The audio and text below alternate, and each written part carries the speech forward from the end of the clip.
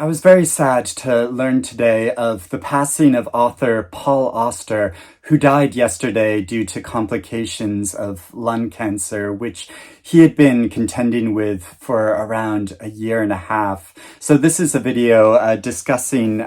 some books in his body of work and his legacy. And I'm not in any way an authority on his writing, but I want to discuss the personal importance that his work has had upon me as a reader, because I think for me and a lot of people of my generations, he was one of the great American literary icons, and that really informed my reading life. So I started reading his works when I was in my early 20s, which I think is really the ideal time to be reading Paul Auster. You know, there are certain authors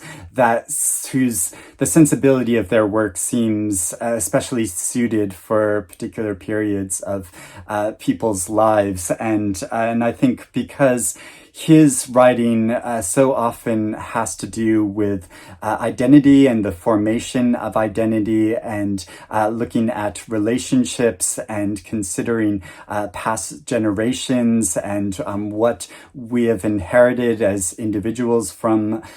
those people of the past, and what we can determine for ourselves going into the future about how to be a writer and an artist, especially when you're down and out and struggling. And that all really spoke to me personally. And the major theme that has run throughout so much of his work to do with coincidence, that there are certain elements of chance that we will encounter in our lives, and things which will change our paths in lives, which we can't really control, but in other ways we can be self-determined and forge our own paths for ourselves, and the tension between those two things, and how he explores that through his many works of fiction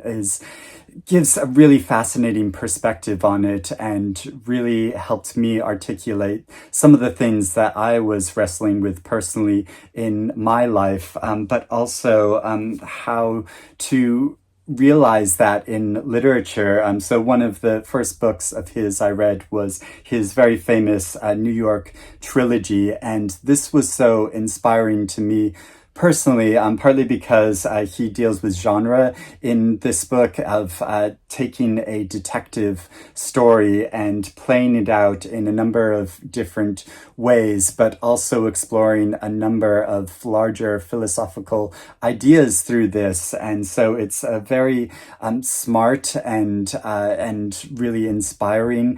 how it does that, but also delivers a really pleasurable reading experience of hitting some of the marks of the detective genre in that way, to create this air of mystery that made me want to keep reading on. And so I remember reading this and discussing it with a lot of my friends and my lover at the time, and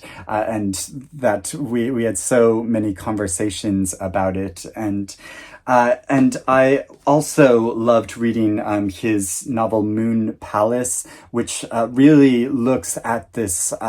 issue to do with generations of family life, and from a number of individuals who didn't really know or have much connection to their fathers at all, but we see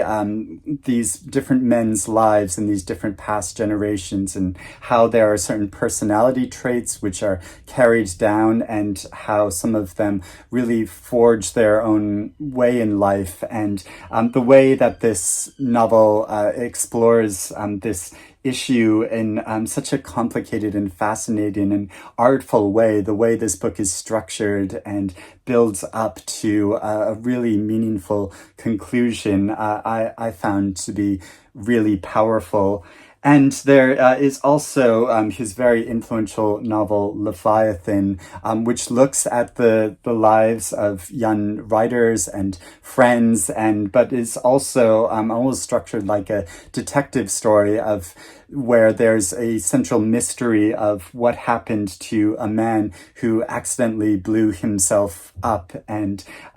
looking at issues in particular to do with American life and the way to be a citizen, and when to speak out and when to act out, when you want to stay true to your own personal beliefs, and when you just have to join with the majority in order to live a peaceful life and be a citizen of a country. And the way this novel explores this through a very dramatic story, I found really striking. And so, yeah, this was one of the big novels that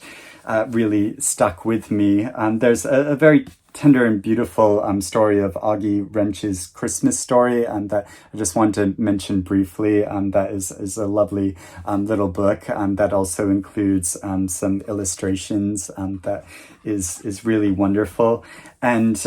one of his greatest works, I think, kind of his masterpiece, and a book that is like almost self-consciously trying to be the great American novel, is his monumental work, 1,000 plus pages, 4321, which is looking at this issue to do with coincidence through the life of one boy, and following him through a number of decades of American life, but seeing how his life might have diverged through a number of different paths. And so we follow his life, different versions of his life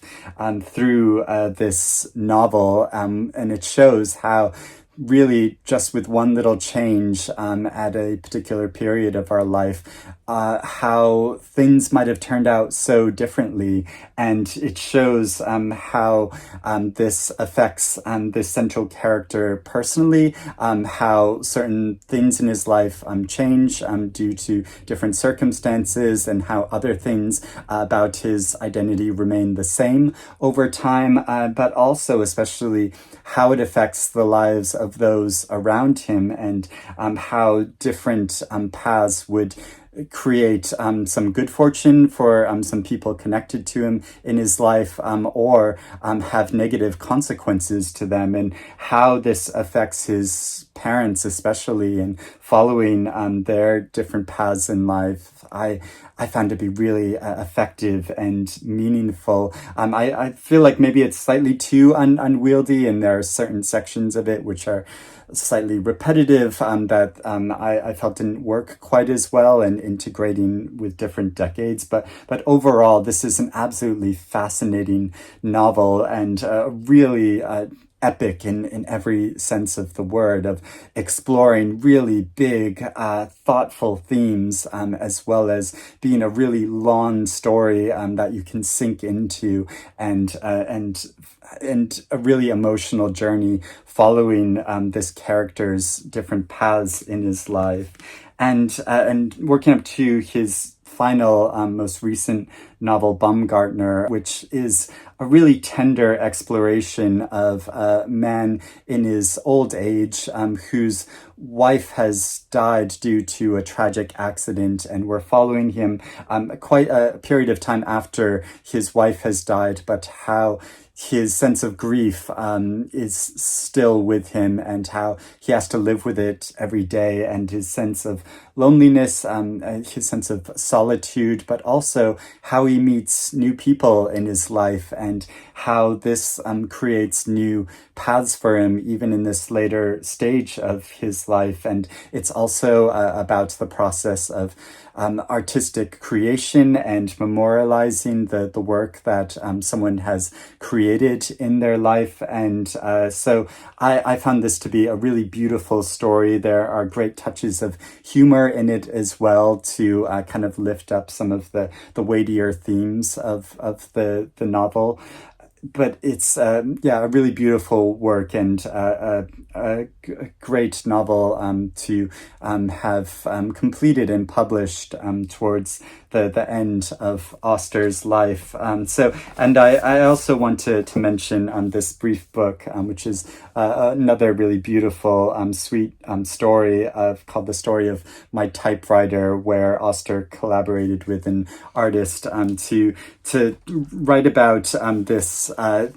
his own personal typewriter, which he created a lot of his work on, and this how it's been a companion to him throughout a lot of his life and creating a lot of his great works of fiction. And and there's some great depictions of him as a writer, but also of his typewriter itself. And it's a really sweet meditation on an artist with the tool of his trade and his relationship with that. And so I just went out to the library to get Paul Auster's novel Invisible, which is one of his books that I haven't read, but which is fairly well highly regarded. And so I'm looking forward to reading this now. It's about a struggling writer in his early 20s and a kind of love triangle that he gets involved with. So sounds like, really typical like Auster material. And so I'm looking forward to reading this. But I'd love to hear if you have read any of his books, and I'd love to hear about your connection with his literature, or if you're interested in reading Paul Auster now. Even though I say that I think he's a great writer to read when you're in your early 20s, that he could really be read at any age, because a lot of the themes that he deals with in his work are so universal and really meaningful to every stage in our lives. Thank you for watching me discuss this and his work, and I hope you're doing well, and I will speak to you again soon. Bye-bye.